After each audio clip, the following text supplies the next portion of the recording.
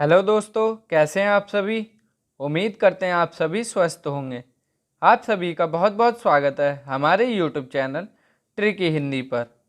दोस्तों, आज की इस वीडियो में हम बात करने वाले हैं व्यंजन संधि के बारे में। तो चलिए अपनी इस वीडियो को शुरू करते हैं और बात करते हैं व्यंजन संधि की परिभाषा के बारे में। व्यंजन के पश्चात यदि किसी स्वर या किसी व्यंजन के आने से उस व्यंजन में जो परिवर्तन होता है उसे व्यंजन संधि कहते हैं। दोस्तों, हम कह सकते हैं कि यदि किसी व्यंजन के पश्चात कोई स्वर आए या फिर कोई व्यंजन आए तो उस व्यंजन में जो परिवर्तन होता है वह व्यंजन संधि के अंतर्गत ही होता है। अब बात करते हैं व्यंजन संधि के पहले नियम के बारे में। पहला नियम है हमारा वर्ग के पहले वर्ण का तीसरे वर्ण में परिवर्तन। पहला नियम कहता है हमारा कि वर्ग का पहला वर्ण तीसरे में परिवर्तित होता है।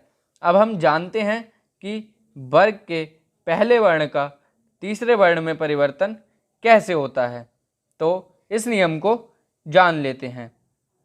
यदि किसी वर्ग के प्रथम वर्ण वर्ग के पहले प्रथम वर्ण होते हैं क, च, ट, त और प के बाद कोई स्वर या फिर किसी वर्ग का तीसरा वर्ण जो होते हैं ग, ज, ड, द, ब या वर्ग का चौथा वर्ण जो कि होते हैं घ, झ, ढ, धा और भा या अंतस्थ व्यंजन हमारे होते हैं या, र, ल, व और हा में से कोई वर्ण आए तो प्रथम वर्ण के स्थान पर उसी वर्ग का तीसरा वर्ण हो जाता है। दोस्तों, इसे हम इस प्रकार जान सकते हैं कि यदि किसी भी वर्ग के पहले वर्ण के बाद किसी वर्ग का तीसरा वर्ण, चौथा वर्ण या फिर कोई अंतस्थ व्यंजन आता है तो जिस वर्ग का पहला वर्ण दिया गया होगा वह अपने उसी वर्ग के तीसरे वर्ण में परिवर्तित हो जाएगा। अब उदाहरण के माध्यम से जानते हैं कि ये परिवर्तन कैसे होता है। तो सबसे पहले बात करते हैं का गा में परिवर्तन, मतलब का गा कैसे होता है। पहला उदाहरण है हमारा वाक प्लस जाल। वाक प्लस जाल मिलके वाक जाल का निर्माण करते हैं। उदाहरण में हमारा वाक प्लस जाल यानी कि का वर्ग का पहला वर्ण और चा वर्ग का तीसरा वर्ण दिया गया है, अर्थात का हमारा पहला वर्ण का वर्ग का है तो का अपने पहले वर्ग के तीसरे वर्ण गा में परिवर्तित हो जाएगा। इसी प्रकार बात करते हैं अगले उदाहरण की। अगला उदाहरण है हमारा बाक प्लस दान। बाग प्लस दान मिलके बागदान का निर्माण करते हैं। यहाँ का वर्ग का पहला वर्ण, ता वर्ग का तीसरा वर्ण दिया गया है, अर्थात का अपने ही वर्ग के तीसरे वर्ण गा में परिवर्तित हो जाएगा। अगले उदाहरण की बात करें। अगला उदाहरण है हमारा बाग प्लस धारा। बाग प्लस धारा मिलके बाग धारा का निर्माण करते हैं। का हमारा का वर्ग का प्रथम वर्ण, धा हमारा ता वर्ग का चौथा वर्ण दिया गया है, अर्थात का अपने ही वर्ग के तीसरे वर्ण गा में परिवर्तित हो जाएगा। अब बात करते हैं अगले उदाहरण की। अगला उदाहरण है हमारा ऋग प्लस वेद। ऋग प्लस वेद मिलके ऋग्वेद का निर्माण करते हैं। का हमारा का वर्ग का प्रथम वर्ण बा अंतस्थ व्यंजन दिया गया है, अर्थात का हमारा अपने ही वर्ग के तीसरे गा में परिवर्तित हो जाएगा। अब बात करते हैं अगले उदाहरण की। तो अगला उदाहरण हमारा दिया गया है दिग प्लस विजय। दिग प्लस विजय मिलके दिग्विजय का निर्माण करते हैं। यहाँ पर का वर्ग का प्रथम वर्ण वा अंतस्थ व्यंजन दिया गया है, तो गा अपने ही वर्ग के तीसरे वर्ण गा में परिवर्तित हो जाएगा। अब बात करते हैं अगले वर्ण की, अगले वर्ग के अगले वर्ण की, जो कि होता है चा। तो चा का जा में परिवर्तन, अर्थात चा का जा हो जाना। तो चा का जा कैसे होता है, आइए जानते हैं उदाहरण के माध्यम से। उदाहरण हमारा दिया गया है अच प्लस अंत। अच प्लस अंत मिलके अजंत का निर्माण करते हैं। यहाँ चा वर्ग का प्रथम वर्ण आ हमारा एक स्वर दिया गया है, और जैसा कि हम नियम में पढ़ के आए हैं कि प्रथम वर्ण के बाद यदि कोई स्वर दिया गया होगा तो वह प्रथम वर्ण अपने ही वर्ग के तीसरे वर्ण में परिवर्तित हो जाएगा, अर्थात चा जा में परिवर्तित हो जाएगा।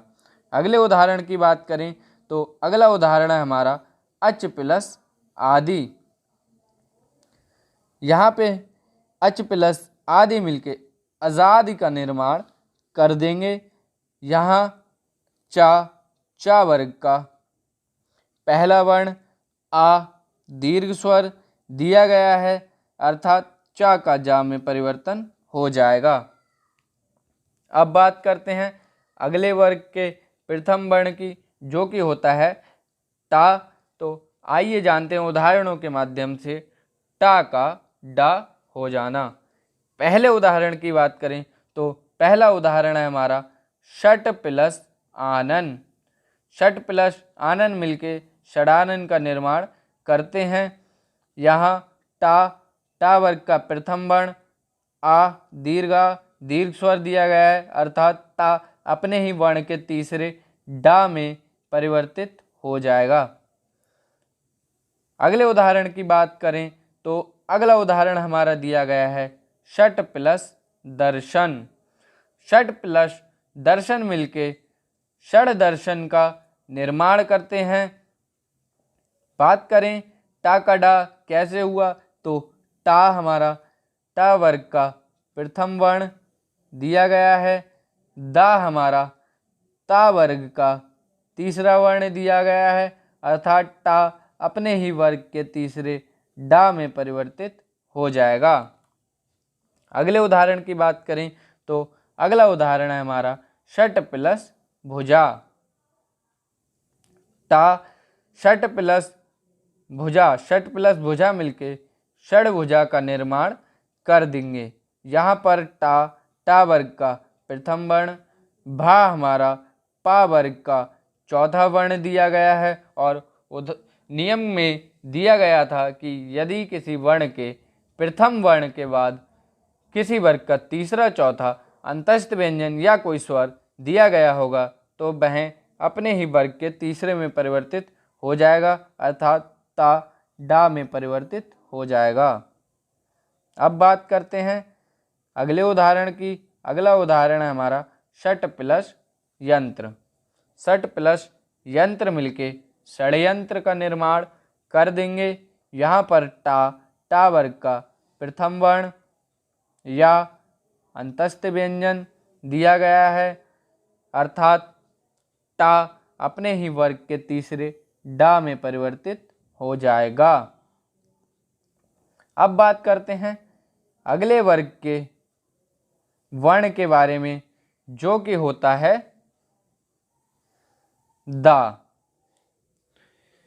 ता का दा कैसे होता है, आइए उदाहरण के माध्यम से जानते हैं। पहले उदाहरण की बात करें तो पहला उदाहरण हमारा सत्य प्लस विचार। सत्य प्लस विचार मिलके सद्विचार का निर्माण करते हैं। यहाँ पे ता वर्ग का प्रथम वर्ण बा अंतस्थ व्यंजन दिया गया है, अर्थात ता अपने ही वर्ग के तीसरे दा में परिवर्तित हो जाएगा। अब बात करते हैं अगले उदाहरण के बारे में। अगला उदाहरण है हमारा जगत प्लस आत्मा। जगत प्लस आत्मा मिलके जगत आत्मा का निर्माण करेंगे।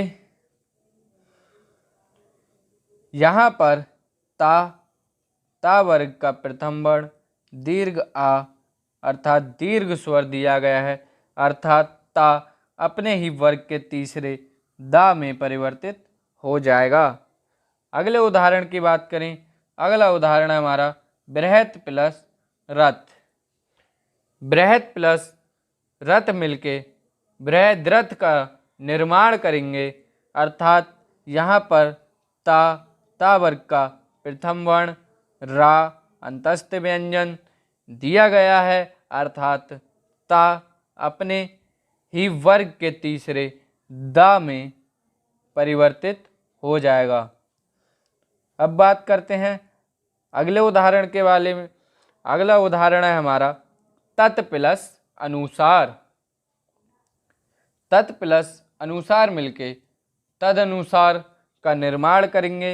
यहाँ पर ता वर्ग का प्रथम वर्ण आ लघु स्वर अर्थात ह्रस्व स्वर दिया गया है, अर्थात ता अपने ही वर्ग के तीसरे दा में परिवर्तित हो जाएगा। अब बात करते हैं अगले वर्ग के अगले वर्ण के बारे में, जो कि होता है पा। तो आइए उदाहरणों के माध्यम से जानते हैं कि पा का बा में परिवर्तन कैसे होता है। पहले उदाहरण की बात करें तो पहला उदाहरण है हमारा अप प्लस जा। अप प्लस जा मिलके अब्ज का निर्माण करेंगे। यहाँ पे पा वर्ग का प्रथम वर्ण चा वर्ग का तीसरा वर्ण दिया गया है, अर्थात पा अपने ही वर्ग के तीसरे वा में परिवर्तित हो जाएगा। अगले उदाहरण की बात करें तो अगला उदाहरण है हमारा कप प्लस जा। तो कप प्लस जा मिलके कब्ज का निर्माण करेंगे। यहाँ पा वर्ग का प्रथम वर्ण चा वर्ग का तीसरा वर्ण दिया गया है,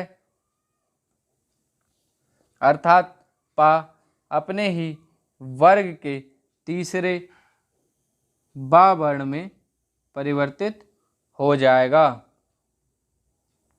अब बात करते हैं अगले उदाहरण के बारे में। तो अगला उदाहरण है हमारा शुप प्लस अंत। शुप प्लस अंत मिलकर के सुबंत का निर्माण करेंगे। यहाँ पर पा वर्ग का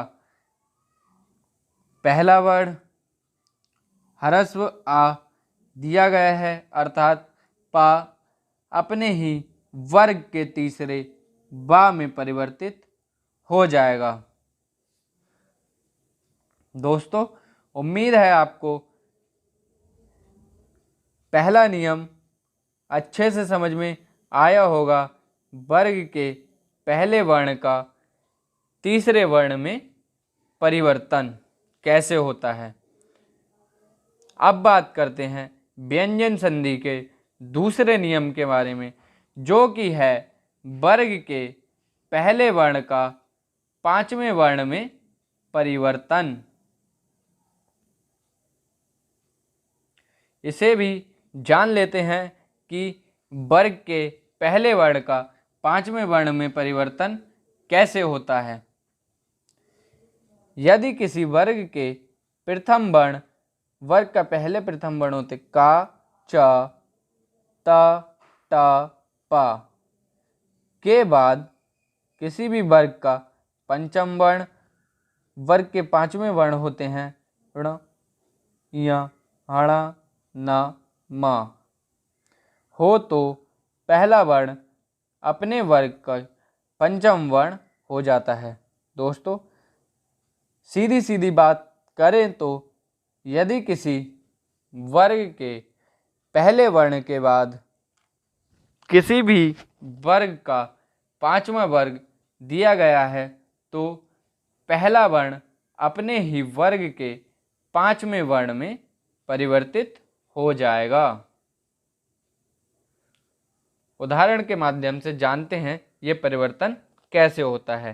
पहले उदाहरण की बात करें तो पहला उदाहरण है हमारा चित प्लस मय। चित प्लस मय मिलके चिन्मय का निर्माण करते हैं।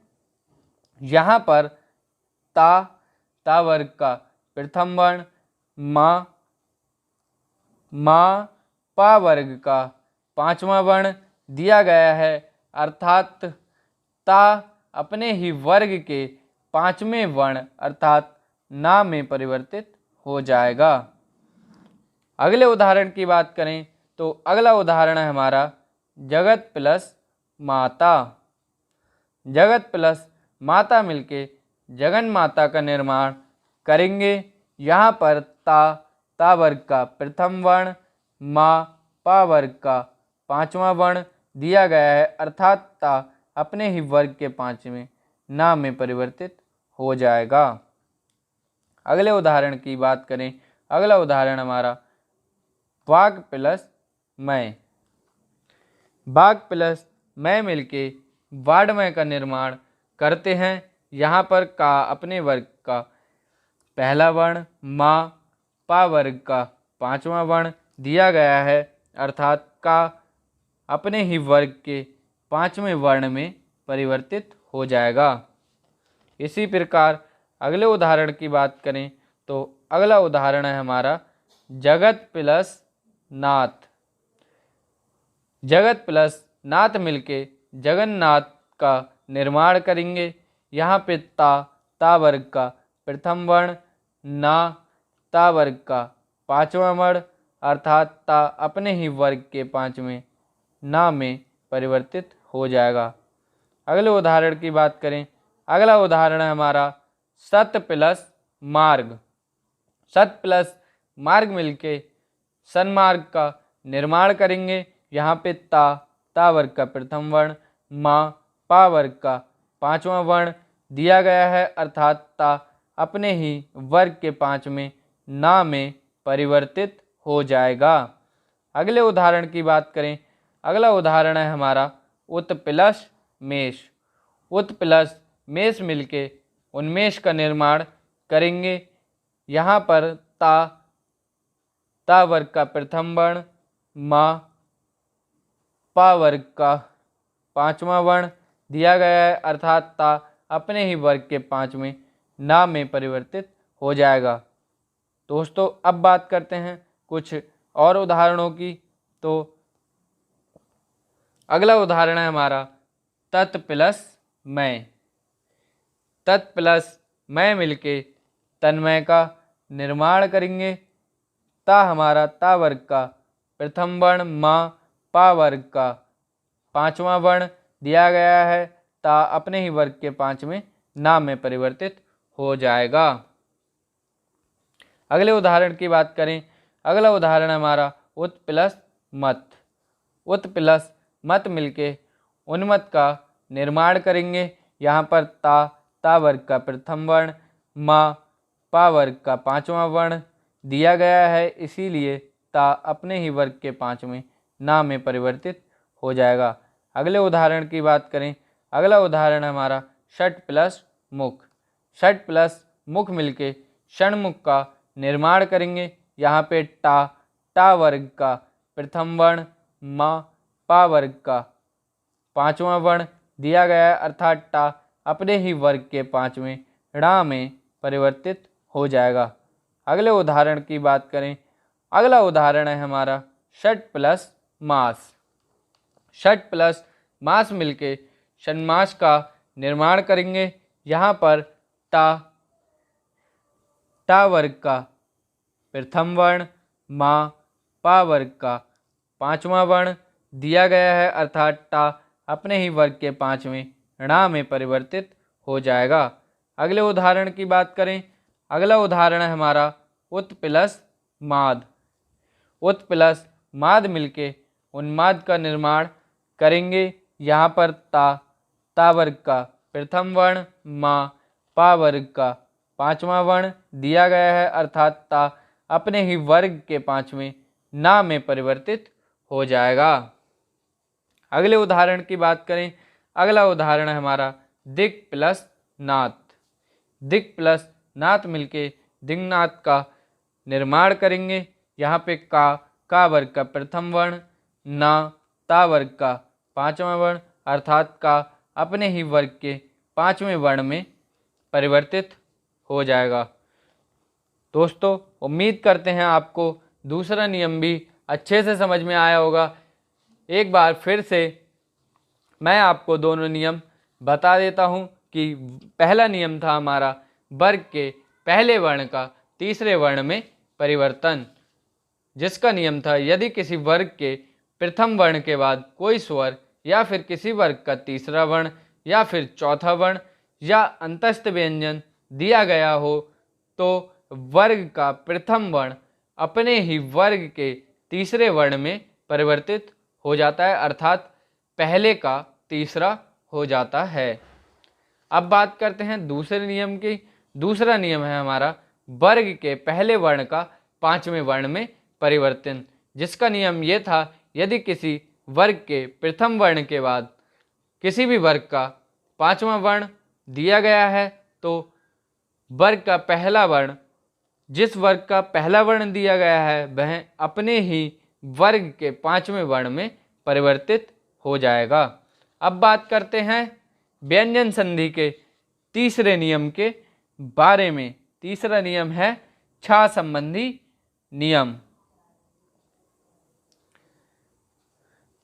ह्रस्व स्वर आ, ई, उ, ऋ या दीर्घ स्वर बड़ा आ, बड़े ई, बड़ा ऊ, ए, ओ, औ का मेल छा से होने पर छा से पहले आधा चा जोड़ दिया जाता है। दोस्तों, कहने का तात्पर्य यह है कि यदि छा से पहले ह्रस्व स्वर आएंगे या फिर दीर्घ स्वर आएंगे तो छा से पहले जब उनका मेल किया जाएगा तो छा से पहले आधा चा जोड़ दिया जाएगा। उदाहरण के माध्यम से जानते हैं कि ये कैसे होता है। तो पहले उदाहरण की बात करें तो पहला उदाहरण है हमारा स्व प्लस छंद। स्व प्लस छंद मिलके स्वछंद का निर्माण करेंगे। यहाँ बा का निर्माण व प्लस आ से हुआ है। वा में हमारा ह्रस्व आ छिपा हुआ है, उसके बाद में छा दिया गया है। जब छा और आ का मेल करेंगे तो नियम से छा से पहले आधा चा जोड़ देंगे। इसी प्रकार स्वच्छंद का निर्माण होगा। अब बात करते हैं दूसरे उदाहरण के बारे में। दूसरा उदाहरण है हमारा परि प्लस छेद। परि प्लस छेद मिलके परिच्छेद का निर्माण करते हैं। अब इसको जान लेते हैं कि परि प्लस छेद मिलके परिच्छेद कैसे हुए। तो रा में ह्रस्व ई की मात्रा लगी हुई है, उसके बाद छा दिया गया है। और जैसा कि अभी नियम में पढ़ा था कि यदि छा से पहले ह्रस्व या दीर्घ स्वर में से कोई भी आएगा तो उनका मेल करने से पहले छा से पहले चा आधा चा जोड़ दिया जाएगा। अब बात करते हैं तीसरे उदाहरण के बारे में। तीसरा उदाहरण है हमारा लक्ष्मी प्लस छाया। लक्ष्मी प्लस छाया मिलके लक्ष्मी छाया का निर्माण करेंगे। यहाँ पर माँ में दीर्घ ई की मात्रा लगी हुई है, उसके बाद छा दिया गया है। और जैसा कि नियम में बताया गया था कि यदि छा से पहले दीर्घ स्वर आ जाए तो उनका मेल करते समय छा से पहले आधा चा जोड़ देंगे। इसी प्रकार लक्ष्मी प्लस छाया मिलके लक्ष्मी छाया का निर्माण करते हैं। उम्मीद करता हूँ आपको समझ आ गया होगा कि छा से पहले आधा चा कैसे किया जाता है। अब देखते हैं अगले उदाहरण के बारे में। तो अगला उदाहरण है हमारा उत प्लस चाटन। उत प्लस चाटन मिलके उच्चाटन का निर्माण करेंगे। अब बात करते हैं अगले उदाहरण के बारे में। अगला उदाहरण है हमारा बृहत प्लस छत्र। बृहत प्लस छत्र मिलके बृहत छत्र का निर्माण करेंगे। अब बात करते हैं अगले उदाहरण के बारे में। अगला उदाहरण है हमारा उत प्लस छेद। उत प्लस छेद मिलके उच्छेद का निर्माण करेंगे। अगले उदाहरण की बात करें तो अगला उदाहरण है हमारा वृक्ष प्लस छाया। वृक्ष प्लस छाया मिलके वृक्ष छाया का निर्माण करेंगे। ये था हमारा छा संबंधी नियम। उम्मीद करता हूँ दोस्तों आप सभी को व्यंजन संधि के मेरे द्वारा बताए गए तीनों नियम अच्छे से समझ में आए होंगे।